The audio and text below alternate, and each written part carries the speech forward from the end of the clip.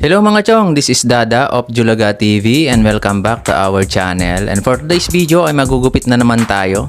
Ayun, at ang ating gugupitan ngayon ay tropa natin. Ayan, kita nyo naman yung gupit niya. In-armor lang natin yung taas niya, guys. Bale, second to the last nga pala nating client to. At eto yung huli, yung tropa natin.